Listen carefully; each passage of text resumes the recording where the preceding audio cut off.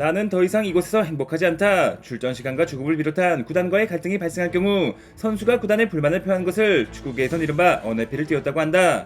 오늘은 실제로 언해피를 띄운 건 아니지만 어딘가 모르게 언해피할 것 같은 선수 3명과 이 틈을 타 그들을 영입하고자 하는 세 팀의 대표가 이적촌에 모였다. 뭐 그리 반갑진 않지만 그래도 일단 인사는 해야겠죠? 라리가와 챔스 우승이 1등 공신이었기에 당연히 발롱도르의 주인공이 될 거라 생각했지만 납득할 수 없는 이유로 2위가 되어버린 레알 마드리드의 홍진호 비니시우스 주니어입니다. 악몽일지 아닐지는 모르겠지만 선수 1호는 아직도 매일 밤 발롱도르를 받는 꿈을 꾸고 있다. 1700억의 이중률을 기록하며 빌라를 떠나 맨시티에 입성, 트레볼 우승에 막대한 공을 세우며 에이스로 거듭날 거라 생각했지만 어째서인지 선발로 나온 것도 버거운 상태인 맨시티의 시추 제 그릴리시입니다. 필드를 산책하는 횟수가 눈에 띄게 줄어든 선수 이호는 요즘 들어 개껌을 씹는 횟수가 부쩍 늘었다. 반갑습니다. 21-22 시즌 프리미어리그 득점왕에 8년 연속 리그 2자릿수 득점에 이번 시즌도 8경기 나와 3골 3도움을 기록 중이지만 어째서인지 재계약은커녕 1년 연장 옵션 발동을 앞두고 있는 토트넘의 안타까운 주장 손흥민입니다. 매번 재계약 서류에 군말없이 사망했던 선수도 한 거지만 충성의 대가가 방출 엔딩에 가까워지고 있는 것이 믿기지 않는 상황이다. 아니 손흥민 자네가 여긴 무슨 일로 나온 거지? 내 조만간 보드진거의 해일 거쳐 재계약 여부를 전달해 줄 거라 하지 않았나? 정확한 사실은 회장님께서만 알고 계시겠지만 언론에서 이미 1년 연장이 확정적일 거라 말하고 있는데 저라고 손 놓고 있을 순 없지 않겠습니까? 어느 편이 자네와 구단 모두에게 가장 큰 이득을 줄지 심사숙고하는 중이라는 건 몰라?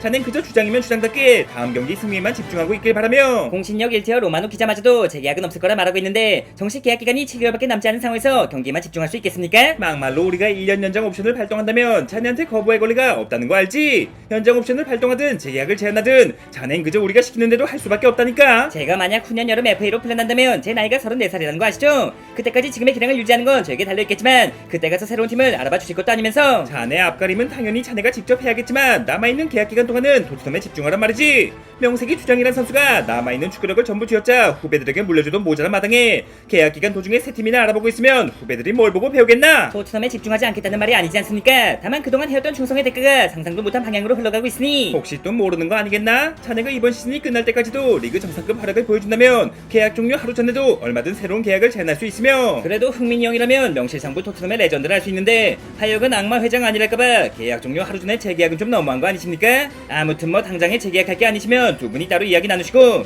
이제 그만 진행 좀 해야 저희들도 팀을 알아보지 않겠습니까?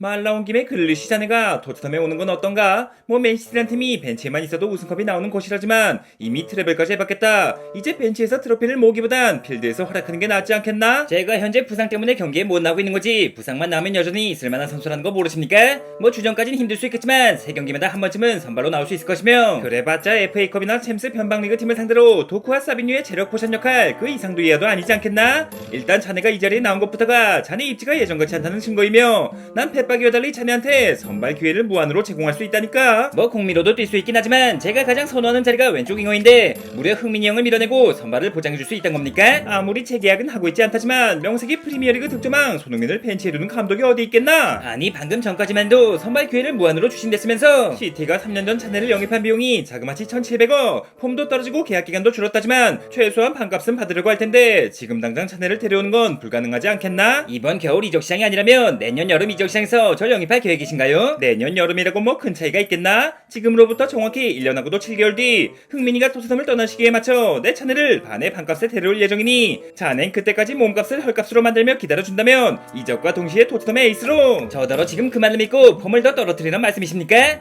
그러다가 흥민이 형의 에이징 커브가 4차 함수에 돌입해 다시 상승 곡선을 그리기라도 하면 부랴부랴 재계약을 하면 흥민이를 붙잡아둘 테고 자네야 뭐 계속 맨시티에 남아 벤치에서 트로피나 모으면 되지 않겠나? 아무리 픽션이고 만화라지만 이런 말같지라는 거래에 응하는 선수가 있겠습니까?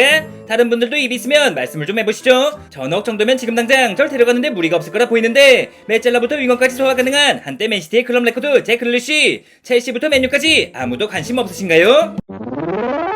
이왕이면 먹튀에 가까운 자네보단 인성은 아쉽더라도 실력은 확실한 비니시우스가 낫지 않겠나? 뭐 레알에서 얼마를 부를지 모르겠지만 첼시에 오겠다는 의지만 있으면 영입을 시도해볼 수는 있을 것 같은데. 뭐 이적료가 기본으로 2천억도 넘겠지만 그거야 구단끼리 알아서 할 일이고 절 첼시로 데려가기 위해선 5가지 조건을 들어주셔야 할 겁니다. 일단 첫 번째는 당연히 주전 보장에, 두 번째는 등번호 7번일 테고 세 번째는 뭐 주장 완장? 거기까진 네토와 제임스를 설득하면 불가능은 아닐 거라 보이는데 네 번째, 다섯 번째는 뭐지? 일단 첫 번째, 두 번째는 맞지만 안 그래도 인성 문제로 골머리를 썩고 있는 있는데 설마니 이적과 동시에 주장 완장을 탐내겠습니까? 뭐 주장 자리야 시간이 지남에 따라 어른이 따라올 테고 제가 바라는 세 번째 조건은 PK를 전담으로 차는 것이며 네 번째는 네트와의 불화설을 방지하기 위해 녀석을 다른 팀으로 파는 겁니다. 아이 네트가 공격 포인트는 그리 많지 않지만 나올 때마다 제 몫을 다해주고 있는데 우승을 위해서라도 로테이션 멤버로 남겨두는 게 좋지 않겠나? 그러다가 제가 부진하기라도 하면 네트를 쓰란 말이 나오지 않겠습니까? 비니시우스는 거품이었다. 프리미어리그 검증에 실패했다. 라는 말을 일절 차단하기 위해 무드리크를 제외하고 왼쪽 윙어를 전부 매각해 주시기 바라며 좌우측 모두를 소화할 수 있는 선수에게도 우측에서만 뛸 수 있을 거라 단단히 일러두시기 바랍니다. 아이 뭐 무슨 뜻인지는 알겠는데 어째선 무드리크는 남겨두란 말이지? 저도 신이 아닌 사람인데 가끔은 지치지 않겠습니까? 체력 안배 차원에서 한 명쯤은 후보가 필요할 테고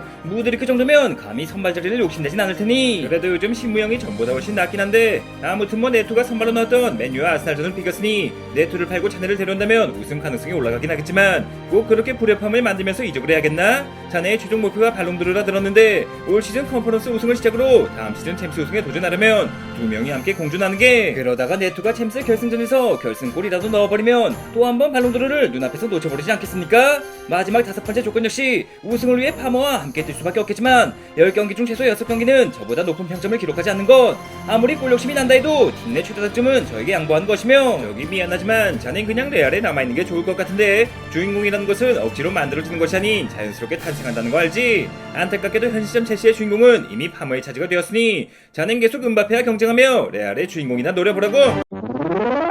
크릴리시와 비니시우스 모두 찌라시에 가까운 이적설이었기에 각각 맨시티와 레알에 남을 가능성이 높지 않겠나? 그러니까 손흥민 자네도 이제 그만 토트넘으로 돌아가지. 뭐 1년 연장 옵션이라는 게 불만족스러울 수 있겠지만 일단 2시즌 동안 토트넘에서 우승에 도전한 다음 그때 가서 우승팀으로 이적하는 것도 앞서 말씀드렸듯 그때면 제 나이가 34살 아무리 이적이 없는 FA 신분일 테지만 우승팀에서 절 데려갈 가능성이 얼마나 되겠습니까? 뭐 스피드도 지금 같지 않을 테고 사실상 슈팅 하나로 승부를 봐야겠지만 그래도 명색이 프리미어리그 득점왕 출신에 자기 관리도 철저한 선수인데 한두 군데는 있지 않겠나? 위넨부터 바르셀로나까지 허구한 날 이적설이 나오고 있지만 결국 공식적인 오퍼도 없는 상황이란 거 아시지 않습니까? 이대로면 정말 사우디에 가서 우승을 해야 하나 싶을 정도로 사우디에 간다 해서 우승할 거란 보장도 없는데 괜히 더운 나라 가서 고생하지 말고 우리 맨유로 오는 건 어떤가? 자네가 지금의 기량만 유지해준다면 적어도 레시포드보단 나아 보이는데. 아 그쪽이 새로 오신 아모린 감독님이시군요. 그치만 맨유엔 연령 제한이 있지 않던가요? 레클리프 구단주의 정책에 따르면 아무리 감독과 선수가 서로 원하고 있다 해도 25세 이상의 선수는 영입할 수 없다고 들었는데 뭐 그런 규정이 있는 건 사실이지만 이적료 한 푼 없이 손흥민을 데려올 기회인데 고작 규정 때문에 놓칠 수는 없지 않겠나? 특히나 우리 맨유의 공격진은 결정력이 가장 문제라 할 수 있는데 자네가 다른 건 뭐라도 골만큼은 귀신같이 넣는 선수 아니었던가? 뭐 그때 가서도 정말 맨유에 가서도 선발로 나올 수 있다면 두 자릿수 득점은 거뜬할 거라 생각하지만 만약 맨유가 요케레스 영입에 성공한다면 굳이 저까지 필요할까 싶기도 하고 그거야 뭐 그때 가봐야 알겠지만 충분히 매력적인 선택지라 보이는데 마침 자네 이름에 개가 들어간 선수와의 호흡이 남다르지 않던가? 베테랑 손흥민과 조신성 요케레스 맨유판 송케류가 탄생한다면 전성기의 기량을 되찾을지도 모르지. 맨유가 비록 토트넘 이상으로 리그 우승과는 멀어져 있지만 유로파나 컵대회에선 꾸준히 우승을 하고 있으니 저로서도 우승을 하고 은퇴하기 딱 좋은 팀이라 생각하지만 어디까지나 생각일 뿐이고 어디까지나 픽션일 뿐이고 어디까지나 만화일 뿐이지 않습니까? 정작 토트넘에선 재계약조차 거부하고 있으며 먼저 간 케인과 달리 저에겐 근한 공식 오퍼도 없는 상황인데 비록 거치가 불투명해질수록 불안감은 커져만 갈 테고 이적설이 나올 때마다 희망 고문이 될 테지만 자네가 여전히 프리미어리그란 무대에서 골 넣고 도움을 하고 승리를 거머쥐고 맨 오브 더 매치를 차지하고 있던 사실은 변함이 없지 않나? 지금은 비록 이적설에 불과하지만 그때 가면 토트넘과 재계약을 하지 않는 것이 자네를 우승팀으로 이끌어주는 신의 한 수가 될 거라고도 보이는데. 하긴 뭐 토트넘의 레전드로 남지 못할 바엔 이적료라도 없애는 편이 나을 테고 이왕 공짜로 영입하는 거 검증된 베테랑이 낫지 않겠습니까? 레반도프스키가 34살의 나이로 바르셀로나에 입성했듯 34살의 손흥민 역시 얼마든 경쟁력이 있을 거라 보이는데 구독자 여러분께서는 어떻게 생각하시죠? 토트넘과의 작별을 앞둔 토트넘의 주장 손흥민 만약 1년 연장 계약 후 FA로 이적한다면 어느 팀으로 이적하는 게 우승을 위한 길이자 가장 손흥민다운 길이라고 생각하십니까?